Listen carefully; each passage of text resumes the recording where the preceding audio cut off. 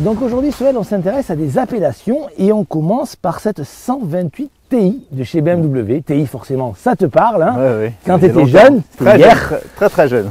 Et donc cette 128 TI, qui est une nouveauté, puisque l'appellation TI revient donc aujourd'hui sur le devant de la scène, on va la confronter à la Volkswagen Golf GTI, qui est une appellation aussi mythique chez le constructeur allemand, puisque ça existe depuis les années 70, donc 8e génération de Golf. Et tu vas me dire si tu préfères la 128 Ti, la Golf GTI, et surtout de voir si ces appellations sont vraiment des appellations sportives. Pour tous les amoureux d'automobiles et de sensations fortes, les dénominations TI et GTI sont synonymes de sportivité et de performance. La première a été récemment ressuscitée par BMW après avoir été introduite sur la berline 1800 au début des années 60 et popularisée avec les fameuses 2002 Ti au début des années 1970. La seconde, en revanche, est toujours restée au catalogue de Volkswagen au travers bien évidemment de la mythique Golf GTI apparue en 1974. Mais depuis, les choses ont bien changé, car nos BMW 128 Ti et Volkswagen Golf GTI de dernière génération, la 8e, ne sont clairement plus des sportives ultra radicales. Aujourd'hui, il s'agit de sportives intermédiaires, car chez BM, il existe la M135i de 320 chevaux, et chez Volkswagen, il y a la l'EcoSport de 300 chevaux, mais également la Golf R de 320 chevaux.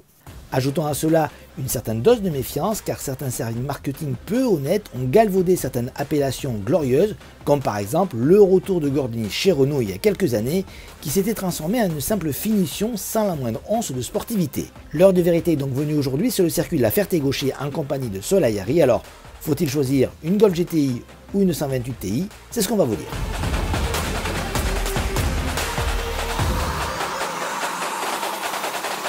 Alors bon, le bruit, c'est pas extraordinaire, mais tout de suite, il y a un bon niveau de grip. Une voiture très saine, avec un bon train avant. C'est en sortie, quasiment tout passe par terre. Alors c'est hyper... c'est réglé... On peut pas dire que ce soit sous vireur, hein, parce que la voiture tourne, j'ai pas besoin de mettre un gros rayon de braquage. Par contre, à aucun moment on peut faire venir l'arrière, donc on peut pas dire que ce soit très joueur, mais je peux pas dire que ce soit pas efficace non plus, parce que ça passe vite, quoi. Il y a un bon niveau de grip, on n'a pas des sensations extraordinaires parce que tout est très feutré. Mais les freins sont là, la puissance c'est pas mal, le moteur est coupleux, ça fait son travail, hein.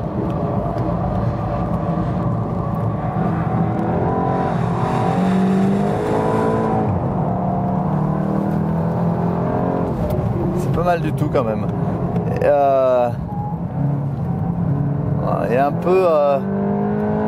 faut vraiment insister pour rentrer pour que la boîte descende assez vite et rentre sur le bon rapport, mais on appelle une fois de plus à la palette et finalement on est quand même sur le bon rapport, et ça sort sur le bon rapport, ça motrice bien, même les roues braquées ça motrice pas mal.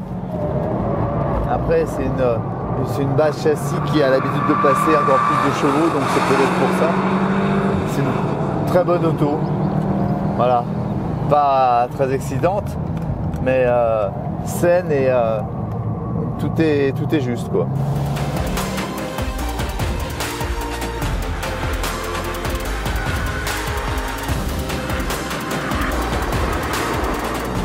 Tout de suite, bon, c'est une voiture avec un petit peu de mouvement déjà. On est plus dans une GT qu'une grosse sportive, hein. On a tendance à sous-virer un peu quand même tout au long du virage. Sur les freins, on peut à peu près la faire venir, et encore dans les épingles, elle est quand même pas mal surbraquée. Quand on met le gaz, ça passe au sol, ça c'est bien, mais faut vraiment, même en la provoquant, c'est pas très excitant, quoi. Déjà que les tractions c'est un peu moins fun à conduire que les propulsions, mais on va dire que en plus celle-là ils l'ont pas fait très pointu quoi. C'est une voiture pour aller, je vais être méchant, pour aller chercher le pain. Allez, le mieux qu'on arrive à faire en braquant fort, en prenant les freins, on a quart de tour de volant de contre-braquage et c'est vraiment en faisant tout ce qu'il faut pour essayer de la faire tourner et bon, on va dire qu'on n'est pas encore dans les standards, dans les hauts standards des tractions. Après la voiture elle-même est jolie, elle est bien finie, dedans c'est vraiment pas mal. C'est juste que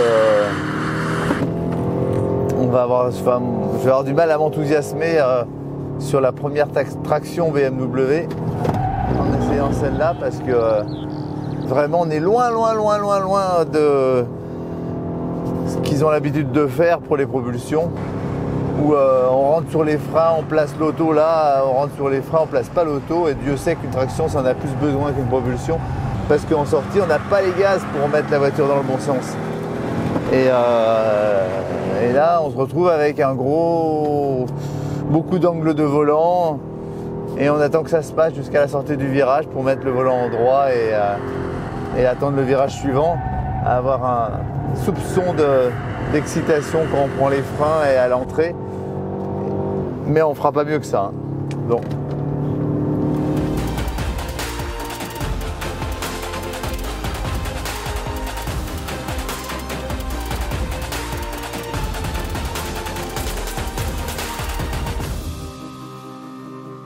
Donc Sohail, voici l'heure maintenant du verdict. Tu vas nous dire enfin si tu préfères la Golf GTI ou la 128 Ti, voir si ces labels sont des vrais labels sportifs. Ouais. Mais avant tout, on va préciser qu'on a eu des soucis mécaniques sur la BMW, car en effet, la soupape de décharge du turbo de l'allemande a rendu l'âme. Résultat, on n'a pas pu exploiter tout le temps pleinement la BMW. Quand même, ça suffit, on a un résultat.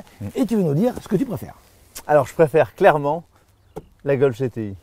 Alors, parce que... Bon alors, est-ce que c'est des labels sportifs? Ça l'a été en tout cas. La Golf GTI c'était vraiment une petite bombe à l'époque. Et petit à petit, ils sont allés vers des voitures un peu plus consensuelles. Et c'est une bonne voiture, j'ai pas grand chose à lui reprocher. C'est bien équilibré, tout est bien fait. Mais on peut pas dire que ce soit très sportif non plus. Hein. Mais c'est une bonne GT équilibrée et qui fait... auquel on peut pas reprocher grand chose. Pour la BM, alors déjà quand j'ai appris que BMW se mettait à faire des tractions, je me suis dit oh est-ce qu'ils vont savoir faire, mais bon BMW c'est BMW, les propulsions qu'ils nous ont faites, qu'ils nous font sont parfaites, donc ils devraient savoir faire des tractions, et ben non, là c'était, enfin moi je suis hyper déçu parce que wow, c'est une voiture commune. Surtout c'est pas sportif, hein. La TI en tout cas, peut-être ils nous feront une voiture plus sportive dans les tractions plus tard, mais en tout cas pour l'instant c'est pas sportif du tout. On rentre avec tous les efforts du monde, on arrive à faire déplacer un peu l'arrière en s'appliquant vraiment bien sur les freins. Et puis après, gros angle de volant, petit sous-virage qui apparaît, quand on réaccélère c'est pas mieux parce que c'est les roues avant qui tractent et donc en plus une voiture avec pas mal de mouvement, on peut pas dire qu'ils aient fait passer les amortisseurs de leur propulsion sur celle-là, enfin en tout cas la même rigueur, et donc moi j'étais pas emballé du tout, voilà, je suis très déçu.